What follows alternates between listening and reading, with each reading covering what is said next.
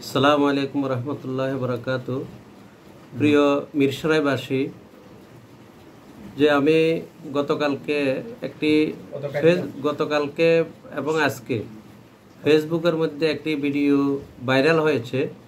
সেখানে আপনারা দেখেছেন আমার উপর অতর্কিতভাবে কিছু সন্ত্রাসী বাহিনী হামলা করেছে এবং সেই ভিডিওর মধ্যে দিয়েছে যে ওসমানপুর মাদ্রাসার অধিপত্য বা দখল করতে গিয়ে আমাদেরকে এলাকাবাসী গণপিটুনি করেছে। সম্পূর্ণ মিথ্যা। এবং সেখানে 2017 সালে মাদ্রাসার যিনি প্রতিষ্ঠাতা মাহবুবুর রহমান সাহেব, উনাকে তৎকালীন সরকার দলীয় কিছু লোক অন্যায়ভাবে মাদ্রাসা থেকে বাহির করে দেন, কোনো সুর আর পরামর্শ ছাড়া, ওলামা একরামের পরামর্শ ছাড়া। তখন আমরা মিরসরাই ওলামা একরাম প্রতিবাদ করেছিলাম সে অন্যায়ের ব্যাপারে, অন্যায়ের বিরুদ্ধে। তারা কিছুই শুনে নাই, তার বল প্রয়োগ করে তারা ওনাকে মাদ্রাসা থেকে বের করে দিয়েছেন। গত সরকার পতন হওয়ার পর উনি বারবার আমাদের সাথে যোগাযোগ করেছেন, আমাকে অন্যায়ভাবে বের করে দিয়েছে। এখন আপনারা মিরসরাই ওলামা একরাম যে এই ব্যাপারে কোনো সুরাহা করতে পারেন কিনা দেখেন। যারা মাদ্রাসায় বর্তমানে অন্যায়ভাবে অবস্থান করতেছে কোনো সুরাহা করা যায় কিনা দেখেন।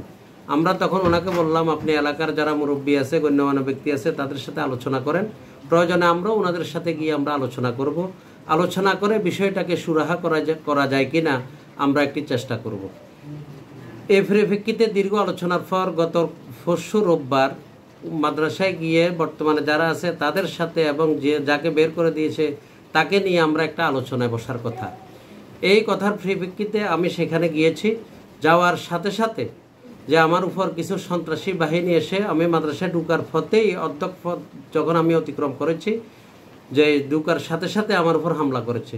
আমার সাথে, আমি মিরসরাই কাওমি মাদ্রাসা শিক্ষা বোর্ড বেফাকুল মাদারিসুল আরবিয়ার সভাপতি, আমার সাথে ছিল নুরানি তালিমুল কোরআন বোর্ড চট্টগ্রাম জেলার সভাপতি মাওলানা সাইফুল সাহেব, নুরানি তালিমুল কোরআন বোর্ড মিরসরাইয়ের সভাপতি জনাব মাওলানা নুরুল আলম সাহেব, আমার সাথে উপস্থিত ছিলেন মাওলানা রেজাউল করিম সাহেব ছিলেন। এইসহ আমরা প্রায় 8-10 জনের একটি ওলামা একরামের টিম আমরা সেখানে গিয়েছি। মাদ্রাসা কর্তৃপক্ষকে আমরা বলেছি যে আসেন আপনারা, আমরা মসজিদে বসে একটু আপনাদের সাথে আমরা কথা বলি। আমরা মসজিদ পর্যন্ত যেতে পারি নাই। এমতো অবস্থায় কিছু সন্ত্রাসী এসে আমার উপর অতিরিক্ত হামলা করেছে, অতর্কিতভাবে হামলা করার পর যখন হামলা করতেছে তারা আমাকে বলতেছে যে এরা সাইদ বা আমিন সাহেবের লোক, যে ওদের উপর হামলা করো, ওদের কোনো মিরসরাইতে জায়গা নাই, আকবর সাহেবের লোক, এই কথা বলে আমার উপর হামলা করেন তারা। এবং আপনারা জানেন গত কিছুদিন আগে মিরসরাইয়ের মধ্যে একটি ঘটনা হয়েছে। এবং এরপরে যারা হামলা করেছেন তারা যখন এই ধরনের কথা বলতেছেন, বলার পর তারা যখন আমাকে সারিফাস দিয়ে 30-40 জন লোক ঘিরে ধরেছে, অতর্কিত হামলা করেছে এবং মুহূর্তের মধ্যে 60-70 জন লোক সেখানে উপস্থিত হয়েছে এবং হামলা করতেছেন।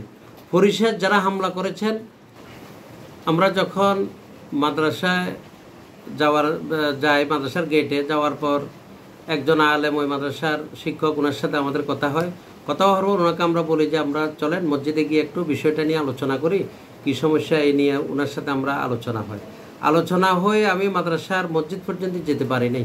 এমতো অবস্থায় ভিতর থেকে একজন মাইকে পাবলিশ করতেছে যে মাদ্রাসার সন্ত্রাসী হামলা হয়েছে, আপনারা সবাই এগিয়ে আসেন। এই কথা বলার সাথে সাথে মুহূর্তের মধ্যে গুন্ডা বাহিনী, সন্ত্রাস বাহিনীরা এসে আমাদেরকে ঘিরে ফেলে আমার উপর হামলা করে।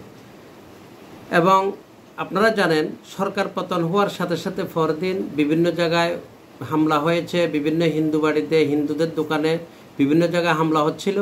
আমি জোড়াগঞ্জ বাজারে নিজে থেকে কোনো হিন্দু দোকানে আক্রমণ হইতে দিই নাই, কোনো দোকানের মধ্যে আগুন লাগাইতে দিই নাই। এই সমস্ত বিষয়ে আমি কঠোরভাবে প্রতিবাদ করেছি এবং সবাইকে বলেছি যে তোমরা, ইসলামের মধ্যে জায়েজ নাই কারো জানমালের উপর আঘাত করা। যে সরকার পতন হয়েছে সবাই আনন্দ উপভোগ করো, কিন্তু কারো দোকানে, কারো ঘরে কোনো হামলা করা যাবে না। সেই থেকে তাদের সাথে আমার একটি বিরোধ সৃষ্টি হয়। যখন তারা হামলা করে তাদের মধ্যে আমরা পরবর্তীতে খবর পাই যে একজনের নাম হচ্ছে তুহিন, একজন হচ্ছে রেজাউল করিম, যারা সর্বপ্রথম আমার উপর আক্রমণ করে। এবং পরবর্তীতে আমি জানতে পারি এরা নুরুল আমিন চেয়ারম্যান সাহেবের রাজনীতির সাথে জড়িত।